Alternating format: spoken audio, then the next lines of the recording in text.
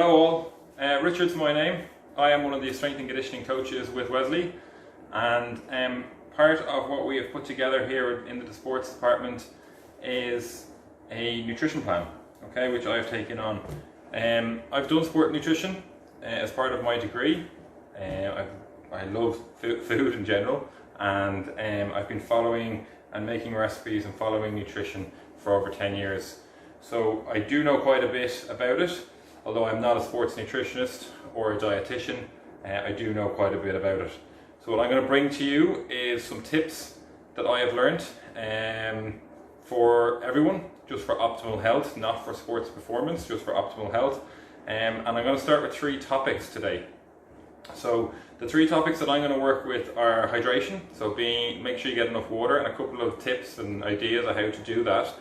We're going to work with fibre. Let's talk about fibre, okay? And then the third thing I'm going to do is maybe a little bit of reading a label with regards to fibre and processed foods, okay? So it's really, really important at this point just to talk about, we've got 4 to 6 weeks of this. So this is a little course that we're going to do. Each week will be a different topic, and I'll hopefully do up some YouTube videos as well with some recipes. I'm going to give everyone a recipe list for the week, and this week I'm going to focus on breakfasts and just give you some ideas. And then within the breakfast will be some of the ideas that we're going to work on today, such as fibre and how do we get fibre into our diet. So before I get on to fibre, let's talk about water. So most of us know that 65% of our body is made up of water, and the role of water is to bring nutrients or transport nutrients all around the body with oxygen, okay? So how much water should we drink? Okay, well, 50 mils, okay, per kg. Okay, so here's 50 mils. I've measured it out. It's this tiny little bit here. Okay, there's 50 mils. Okay, per kg. Okay, so what we're looking at is somebody who's 60 kgs should be drinking 3 liters of water. There's 1 liter of water. All right, 80 kgs, 4 of these. Okay. I'm 100 kgs, so I got to drink 5 of these. Okay, so I'm thinking of a couple of ideas of how do we make it exciting. So one of the first ways, because a lot of people say when you wake up you should drink a pint of water straight away, and I would completely concur with that. You've gone 8, maybe 10 hours of sleep with no water in the system, so the body is dehydrated as soon as you wake up. So the first thing you do want to do is get some water into you. Okay. Now, I've come up with a couple of different ways. I leave water in the fridge, just in a bottle, okay? I filter it with a little charcoal stick, I don't know if you can see that, and it's filtered water. So I drink that in the morning. First thing I do is take a big giant drink of water, okay? Second thing I do is, or that I sometimes do, is I make flavoured water. So here, it's a glass jar, that's just the important thing. I use the jar, then I just pour it into either one of these jars, or a jug, okay? But I have flavoured water, and I'd make this up beforehand. So beforehand, this one is made with kiwis, okay, and watermelon, and all I do is I boil a kettle, okay, because a lot of the water that's in our taps is stagnant water, kind of sitting there, so I want to make sure I boil it up first, get rid of any of that bacteria, and then just pour the water in. Now it's nice and warm, and I'd leave this overnight then. So I try and get a full kettle in there, and myself and the family would drink this then during the day, and that's it, simple as. I've made up a second one here. This one's kiwi and lemons, okay, same deal. Fill it up with water and just leave it there and pour it out into your own glasses or your water bottles.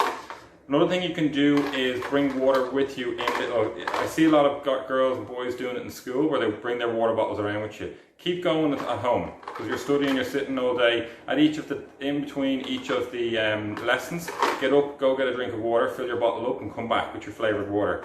Add some ice as well, just makes it extra refreshing. Alright, so in goes the ice. So now I've got a lovely thing of ice water, watermelon, and lime. So the citrus is great as well, lovely acidity for your gut health as well. That's just by the way. So what are the signs that you are dehydrated? Well, you could be fatigued, you could have headaches, increased body temperature, thirsty, loss of appetite, and muscle cramp.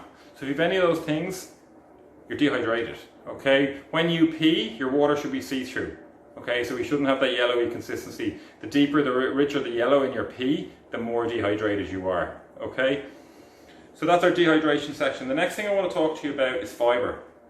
So fiber, a lot of people are not quite sure about fiber. They don't really know what it is. Okay, so it's not a nutrient. So usually we have our macronutrients and our micronutrient. Our macronutrients are carbohydrates, fats and proteins, and our micronutrients are vitamins and minerals, and it's neither of those. Okay, it can't be digested, but I call it dietary fiber. Okay, because it's in your diet. So what you eat dictates how much fiber you get. So if you're eating a lot of processed foods where the food has been processed, been made and then remade, or things added to it consistently, there's not much fiber in those things. Anything that comes naturally to us usually has fiber. So that's your plants, your beans, your legumes, nuts, and then your carbohydrates. So fiber increases how you feel, how full you feel after you eat it. The body has to work extra hard to actually digest all your other carbohydrates, proteins and fats, and so with fibers in there, and so it causes you to use up a lot more calories, and so it regulates blood sugar levels. It affects your gut hormone, and it reduces your macronutrient absorption.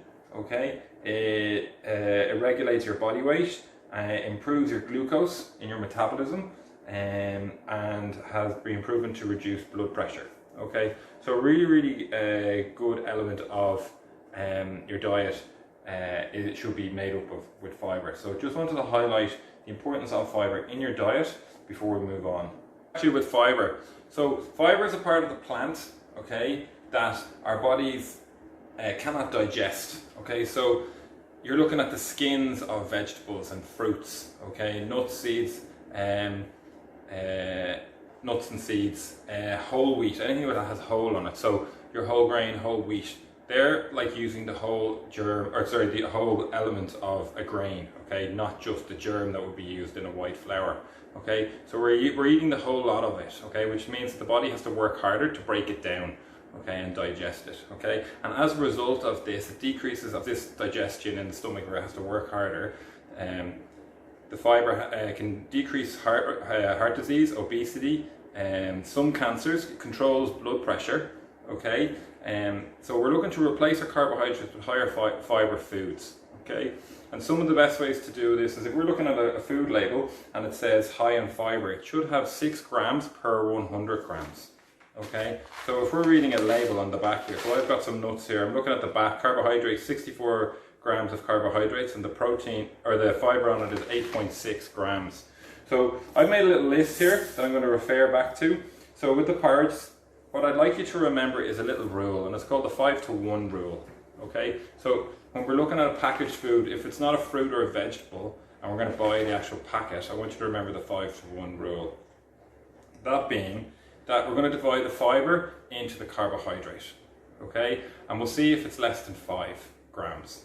Okay, so a simple way to do it is porridge is 64 grams, this one here, and 64 grams for carbohydrates, 8.6 for fiber. So we divide the 8.6 into the 64 and it's 7.4. So technically this doesn't have enough fiber as an oat, even though it's a natural based food.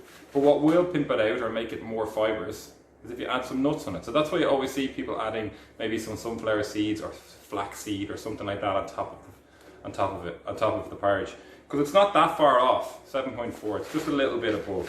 Okay, if we were to look at, let's say, our bran flakes, okay, so I have our traditional just bran flake, okay, so this is 62 grams of carbohydrates per 100, and the fiber content is 17 grams. That leaves us with 3.6 grams, okay, per 100. That's excellent, loads of fiber in that, okay, although you want to watch on the process side of things on that one as well. Let's pick some crackers. So our traditional crackers, okay, if you're having a cracker and butter or a cracker with cheese or something like that, white crackers, 72 grams of carbohydrates in this fella, and it's 3.6 grams of fiber. So this is 20, this is a hell no. And this is a white cracker. So any white breads, bagels, anything white, it's really low in fiber, which means it's been processed lots and lots. And then this is just a little one that I got over the Christmas period. It's a whole grain cracker, 72 grams or sorry, 77 grams and 9.8. This is 7.8. So this is low in fiber as well, even though it says whole grain on the front. Okay, so you just got to be really sticky on the label and pay attention to things like that. So we're in the shop. In theory, I put that back now, but that was a Christmas present. I'd like you to get into beans. So this is mixed beans, chickpeas. You can buy these for cheapest chips in the shops. Red kidney beans, and my personal favourite, green lentils. And I'll be making loads of recipes coming up over the next while that uses these. Put them in burritos and sandwiches and stews and things like that. Here's the last one I'll do. Your traditional couscous, okay? Or couscous, whichever way you say it. So add water, let it boil, simple as. You can add your flavours to it and then it'll be ready in like 3-4 minutes. So this one here has 30 grams, okay, of carbohydrates per 100, and the fibre content is 3.7, which means it's 8.1. And that's a white couscous. If we were to get the whole wheat couscous, 25 grams of carbohydrates, 4.1, and it's slightly over, it's 6 grams. It's not that bad, but you see the difference. There's nearly 2 grams more fibre in this one than there is in the other one. So that would be your healthier choice, even though you're a tiny bit over, okay? So, I just want to go over, pause here for a sec. So lastly, I just like to go over my takeaways and my tips for this. And I'm going to put this through in notes form. So if you are interested in getting this, download the notes. I'll get all the teachers to put it into each of your team's groups. But our takeaways from this are: make sure we get our water in first thing in the morning, bring a bottle around with you and stay hydrated throughout the day and all your lessons. Keep your brain cognitive and paying attention, and your skin plump and feeling good. The other thing is with your fibre, you're looking to make really good choices. Remember the 5-to-1 rule? So dividing that fibre into your carbohydrates and see if it's less than 5. Okay, then we know it's a high fibre food, truly is, regardless of what it says on the package. Okay, and we're looking to change our foods into eating natural food that comes from the earth, beans, lentils, chickpeas, adding bread, not eating white breads, adding maybe a nut or a sunflower seed to it to make it more in fibre. Okay, so they're my 2 takeaways for this week. Next week we'll pick a different topic. Try and introduce those throughout the week now. Loads of hydration and increase your fibre intake. Thanks guys, see you later.